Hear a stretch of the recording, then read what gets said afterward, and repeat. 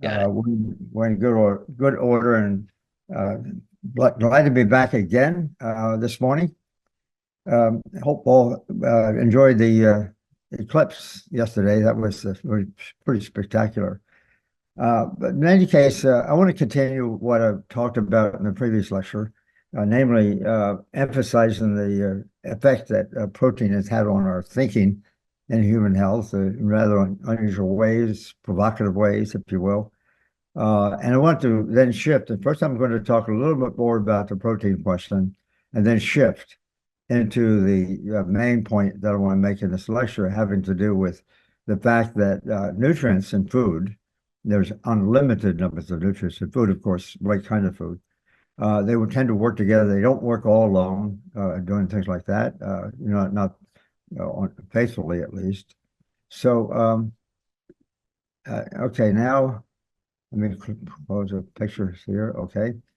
So I'll start out with this the summary, if you will, that I call holistic nutrition. I mean, nutrition has not been taught ever in medical schools, quite frankly, and is usually taught in regards to one nutrient at a time at most.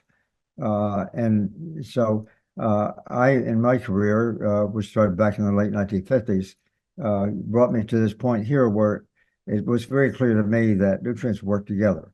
Multiple nutrients, each nutrient having multiple mechanisms of action, we call it, affecting multiple diseases and multiple health improvements.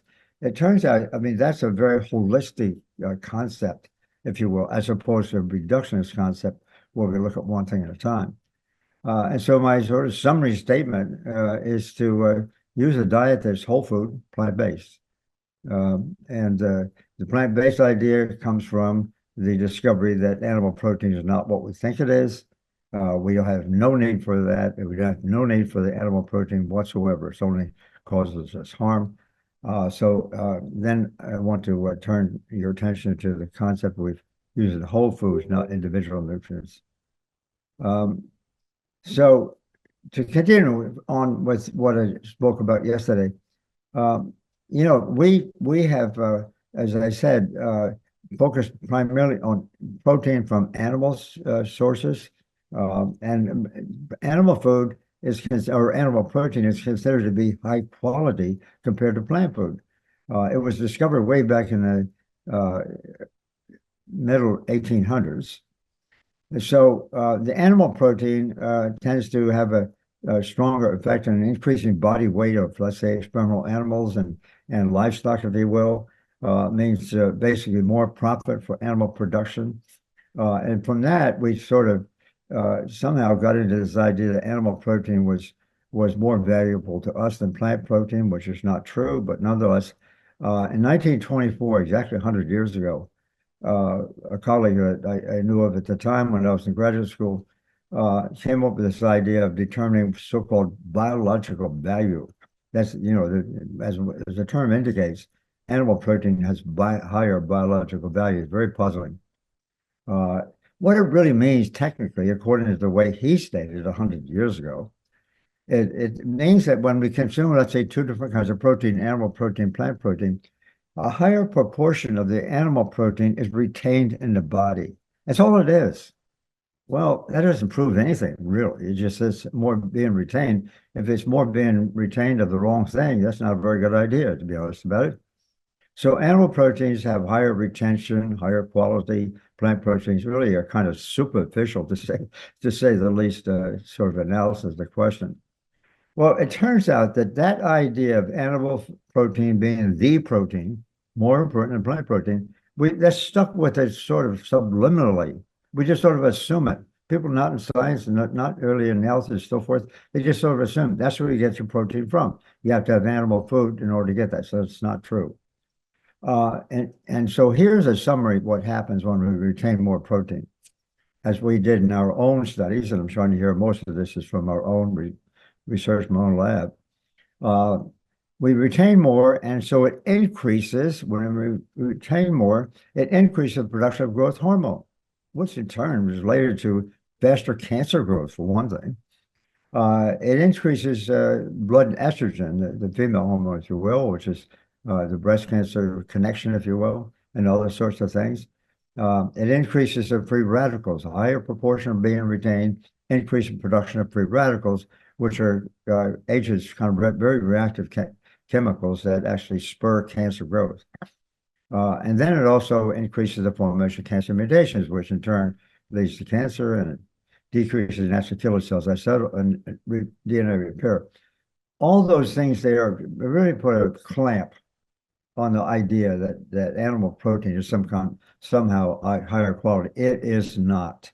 That whole idea of retaining more is only retaining more to do more damage. At the same time, animal protein increases the circulating level of total and LDL, the bad cholesterol in our bloods, which in turn is associated with increased heart disease. By the way, cholesterol does not cause heart disease. It's consuming animal protein that does. But in any case, so heart disease comes out from more retention, if you will. It increases blood sugar and the A1C, which is an indicator, a technical indicator for diabetes risk. So there you have it. You eat more animal protein. And this is just a very brief thumbnail sketch of the kind of things that animal protein does. It increases cancer, heart disease, diabetes, which frankly there's not much left.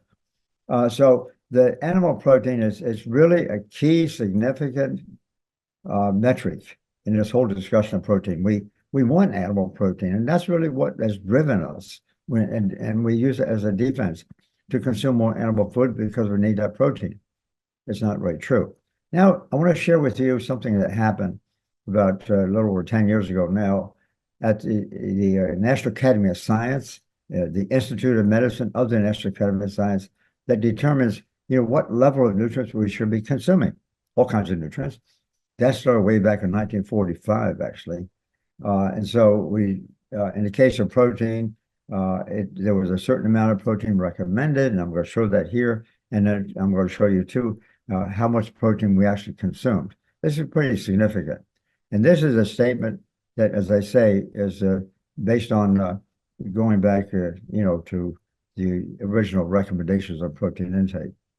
Here I'm showing you the range of protein intake in terms of percent of total calories. In other words, protein fed at 5 to 6% of the total calories in the diet. That's one thing. That's a minimum intake. And then there's a certain amount, around 9 to 10% is recommended, and so forth. Let me show you a little more detail of that. The minimum intake required is 5 to 6%. The recommended dietary allowance, that's 2.5 standard deviations above the minimum requirement. But in any case, this ensures that we all are getting enough protein. Getting around 9, 10% or so is all we really need, recommended dietary allowance. But in reality, what we've done over the years, because of our reverence, without even knowing it, because of our reverence for protein, especially animal protein, we tend to consume as much as we can get, which determines, the dietary patterns. So that black line there basically shows us the range of protein intake in the average population in the United States. So it ranges from a low around 11% or so, up to some little more than 22% in that area. That's the range. So we get plenty of protein, by the way. And 75 to 80% of that protein that we consume on average is from animal food. So in the Western diet, in the American diet, for example, we consume plenty of protein, more than we need, and 75 to 80% of the animal base, primarily because we have this idea that animal foods is the best source of protein and the highest quality protein and all that sort of thing. So it turns out, and this is based on what I showed yesterday from all those charts, when you compare protein intake in different countries as it relates to heart disease, and I showed you a little clip up in the upper left-hand corner, that for all these different diseases, as we compare a bunch of different countries, as the protein increases, the animal protein increases, it increases the rate of heart disease and cancer and all sorts of things. And so that increase associated with the amount of protein consumed is a dotted line here. In other words, when we're at 11%, if we're using only plant food, everything's fine. We can consume up to 15, 20% from plant food if we can get that high. And everything is fine. But actually, we start putting in animal protein because that's, as I say, is what we subliminally sort of think is important. So associated with that, from this chart, from all these charts I showed yesterday, what we see is that as protein goes up in this range here that we're consuming, the risk of a number of different chronic diseases, heart disease, all kinds of cancers, as I said, diabetes, et cetera, it sort of goes up here. So consuming in this range here is the reason why, especially if we're consuming up in this territory up here in the upper ranges, that's when you start suffering high risk of those diseases. Now, whole plant-based diets, whole foods, plant-based, if you will, that provides all the protein we need.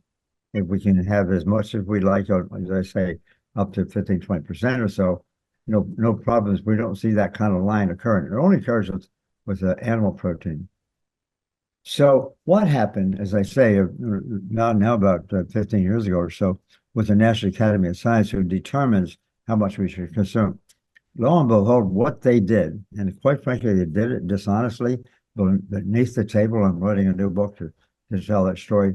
But in any case, they decided that we should know what's the upper safe limit for all the different nutrients. And they came up with this number here at 35%. They're telling us and telling the public, as now part of our general conversation in this community of nutrition and dietetics and so forth, we can consume protein up to a level of 35% and it's safe. Well, I wanted to take a look at that 35% and compare it with what we see now, just way in the neighborhood of just 11 to 22% protein, especially if it contains it's made of animal protein.